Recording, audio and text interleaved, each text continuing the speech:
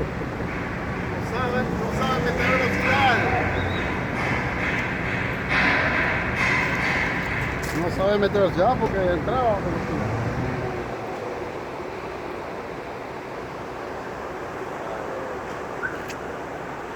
Bueno, no sabe meter velocidad.